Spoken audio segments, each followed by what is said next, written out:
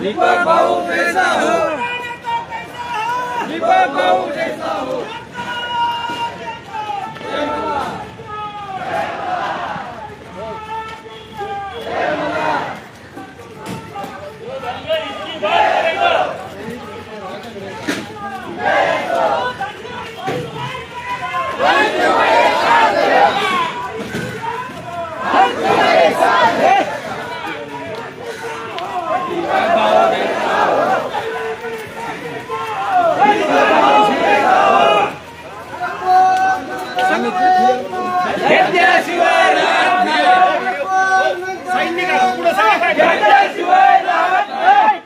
आरक्षण अंमलबजावणी झाली पाहिजे, एसटी आरक्षण अंमलबजावणी झाली पाहिजे।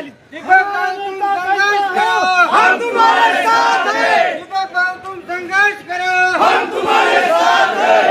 जय कोट जय कोट जय कोट जय कोट जय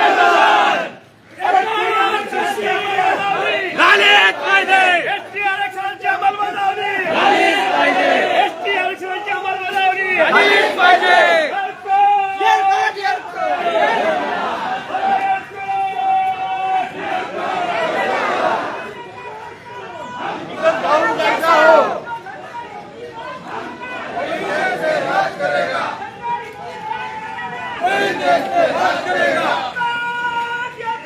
जय मल्हार,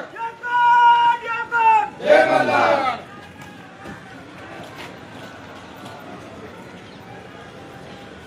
असं असं चला ना तिकडे पाहायला पाहिजे।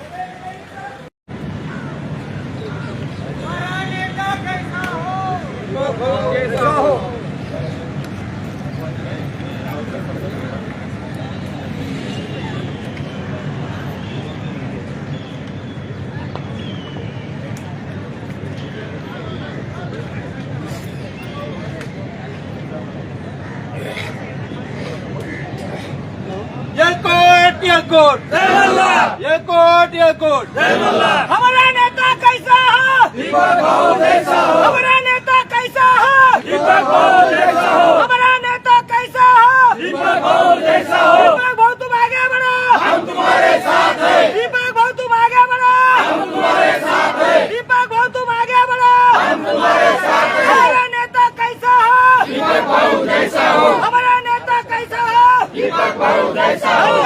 समाज एसटी आरक्षण अंमलबजावणी झाली पाहिजे, समाज एसटी आरक्षण अंमलबजावणी झाली पाहिजे, समाज एसटी आरक्षण अंमलबजावणी झाली पाहिजे। जय मल्हार, जय मल्हार।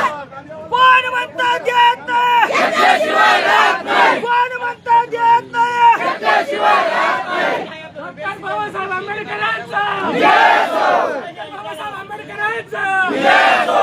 दीपक भाऊ तुम संघर्ष करो, हम तुम्हारे साथ हैं। दीपक भाऊ तुम संघर्ष करो, हम तुम्हारे साथ हैं। संविधान आमच्या हक्काचा नाही कुणाच्या बापाचं। जय मल्हार का नारा गूंजेगा भारत के कोने कोने। जय मल्हार का नारा गूंजेगा भारत के कोने कोने। मल्हार का नारा गूंजेगा भारत के कोने कोने। संविधान आमच्या हक्काचा नाही कुणाच्या बापाचं।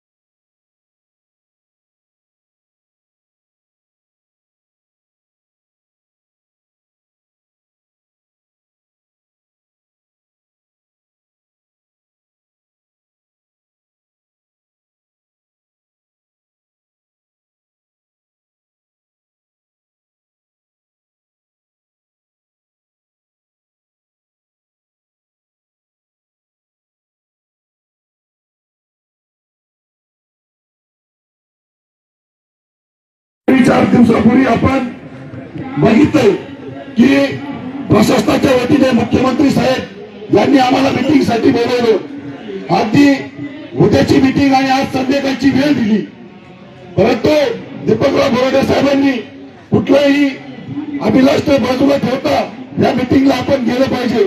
आम्हाला राज्यभरातून आमचे सर्व अभ्यासक ज्यांनी या लढाईसाठी ज्यांनी आतोनात कष्ट केले त्यांना आम्हाला बोलवता आलं नाही.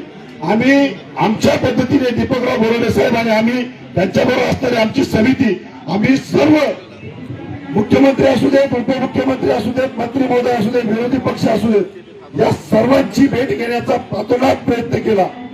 परंतु दुःख आणि खेदाची बाब वाटती साहेब, या 16 मार्चच्या लढाईचा या आंदोलनाची नोटीस आम्ही गेल्या महिन्याभरापूर्वी या प्रशासनाला दिली आहे. प्रशासनाच्या माध्यमातून आम्ही मुख्यमंत्री साहेबांशी चर्चा करतोय, परंतु आज 3रा दिवस आहे. आम्ही या मुंबई यासारख्या ठिकाणी फुटपाथवर इथं आम्ही राहतोय. या आंदोलनामध्ये सकाळी 9 ते संध्याकाळची 6ची परवानगी आहे, परंतु आमचे जे संघर्ष होते आहे ते सगळे संविधान मानणार आहे आणि त्यामुळे आम्ही संध्याकाळी आम्ही फुटपाथवर जाऊन राहतोय. आमचे सर्व समाज बांधव फुटपाथवर राहतात. ही अतिशय या राज्यातील आपल्या जे सरकार आहे त्यांच्यासाठी अतिशय खेदाची बाब आहे.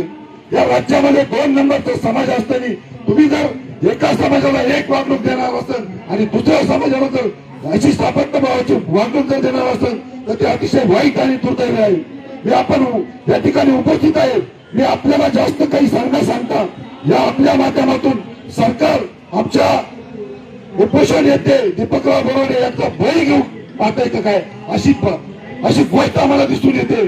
कारण 3रा दिवस उगलाय, फक्त पहिल्या दिवशी एक कलेक्टर साहेब येऊन भेट घेतली, त्यानंतर आपल्या शासनाचा कुठलाही प्रतिनिधी आमच्याशी संपर्क करीत नाही, बोलत नाही, आमच्या भावना समजून घेत नाही. आम्ही सुद्धा सरकारला वेळ आणि काळ देण्याच्या तयारीत होतो, परंतु सरकार त्याकडे बघ्याची भूमिका घेत आहे आणि निश्चितपणानं हे आंदोलन मोडीत काढण्याचा प्रयत्न करीत आहे. साहेब, कालची परवानगी आजची परवानगी काल घेतली आणि उद्या सुट्टी आहे. पोलीस प्रशासन परवानगी देत आहे का नाही देत आहे हे आम्हाला माहित नाही, परंतु आम्ही आणि आमचे संघर्ष होते या गोष्टीवर ठाम आहे की आम्ही हे आझाद मैदान सोडणार नाही. आझाद मैदान ही क्रांतीची आणि प्रत्येकाच्या अडचणी सोडवण्याची भूमी आहे आणि ह्या भूमीच्या माध्यमातून आज संध्याकाळी जर आम्हाला प्रशासनाने परवानगी दिली नाही तर आम्ही हे मैदान सोडणार नाही. आणि प्रशासनाला, राज्य सरकारला, दोन्ही उपमुख्यमंत्री, मुख्यमंत्री साहेब यांना विनंती करतो की तुम्ही जर आमचे उपोषण करते दीपकराव बोराडे यांचा बळी घेण्याचा जर प्रयत्न करीत असाल, निश्चितपणानं यापुढे धनगर समाज निश्चितपणानं आपल्याला आपली जागा दाखवल्याशिवाय राहणार नाही. एवढे बोलून मी पुन्हा एकदा जे आमदार साहेब आपल्या भेटीला आले, त्यांचे सर्व सहकारी आले, त्यांचं सगळा धनगर समाज महाराष्ट्र राज्याच्या वतीने आणि आदरणीय संघर्ष होते दीपकराव बोराडे साहेब यांच्या वतीने आपले आभार व्यक्त करतो आणि थांबतो. जय हिंद, जय मल्हार. मागच्या विनीता सिंघल मॅडम ज्या आहेत त्यांनी आम्ही त्यांना दिलेले पुरावे कागदपत्र आहेत, या सगळ्या गोष्टी असताना आम्हाला एवढंच म्हणलं आमदार अजून खोतकर साहेब इथे आलेले आहेत, त्यांचं सुद्धा सकल धनगर समाजाच्या वतीने इथे स्वागत आहे. परंतु माझ्या या समाजाच्या सर्व लोकांना, तळागाळातील लोकांना विनंती आहे, सर्व इथं 9 वाजता पूर्ण मुंबईच्या अंतरा. जय मल्हार, जय हिंद. भाऊ तुम्ही बसा ऐकलं आता मला नाही का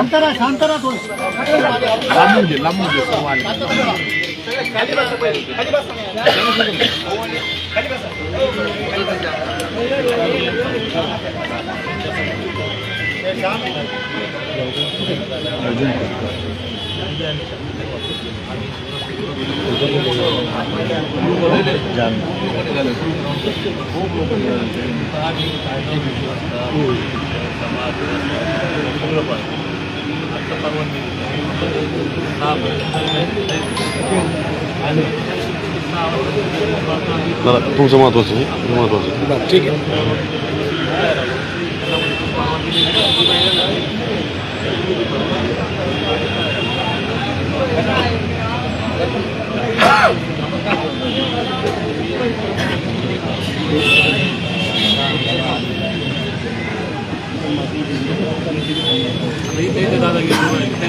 तुम्ही लॉ अँड ऑर्डर तुमच्या हातात तयार करता.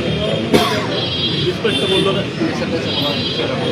की आम्हाला त्यामध्ये एकाला एक म्हणणार तुम्ही इथं मराठा समाज पूर्ण रेल्वे स्टेशन ॲक्ट रस्त्याचं ॲक्ट तेव्हा तुम्हाला काय झालं आम्ही जितकं प्रेमानं बोलू राहिलो तितकं तुम्ही आमच्या डोक्यात बसून राहिले का. असं जर करसाल तर मग आमच्यातला जर मला जागा झाला ते यायला रस्त्यावर उभं राहणं सुचणार नाही कोणाला. मग म्हणजे काही आम्ही बसलो नाही का रस्त्यावर इथे येऊन टॉर्चर करायची काय गरज आहे. हा आम्ही आझाद मैदानात बसलो का.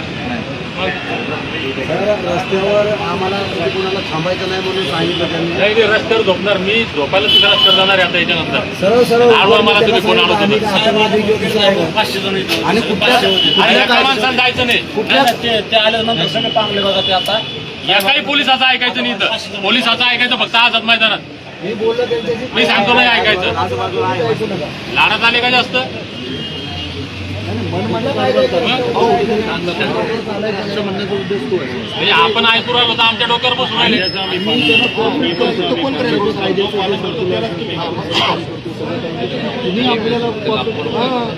शांतात गेलो आम्हाला प्रश्न सोडवायचा आहे. वाद करून फायदा होतो का. आणि साहेब यांची भाषा जे ऐकत नाही त्यांना भरून घेऊन जाणार. मी स्वतः होतो मी स्वतः सिनियरशी गेलो कुठला कायदा नाही. तुमच्यात दम असेल तर भरा म्हणा. आता ओपन चॅलेंज आमचं चॅलेंज आहे बरोबर म्हणा. मजाक लावली का फालतूगिरी करू राहिले. एकाही माणसाला अटक करून दाखवा तुम्ही.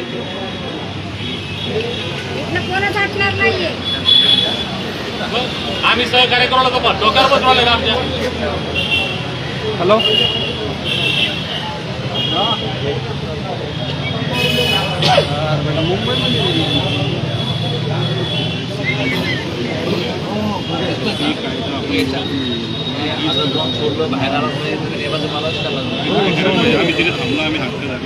साहेब सोपं नाही त्याला म्हणा मला अटक करून दाखवा. महाराष्ट्र पेटतो उभा आम्हाला नाही पेटवायचा ना.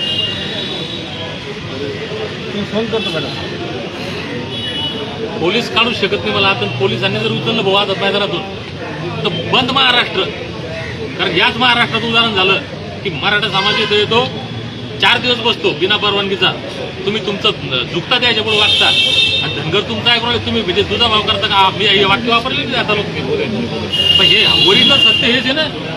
हलकटपणा समजून राहिले तुम्ही आमचा. नाही पण नाही मग ते नाही म्हणायचं भाऊ एकाला एक नाही आणि एकाला एक नाही कसं आहे. मग हे आत्ता बोललो ना भाऊ मी मला म्हणजे मी म्हणतो इथं रस्त्यावर उभं हे पोलीस इथं रस्त्यावर बी उभं राहू दे ना. हे आमचं आता ही जागा नाही तर कोणाला त्रास आहे का.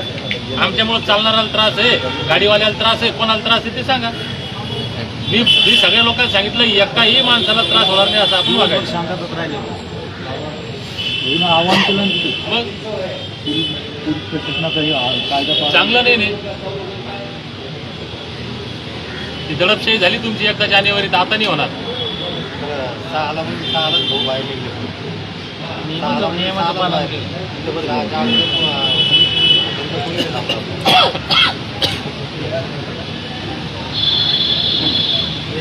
सकाळी प्रश्नोत्तराचा तास झाला की हा दरेज करेल.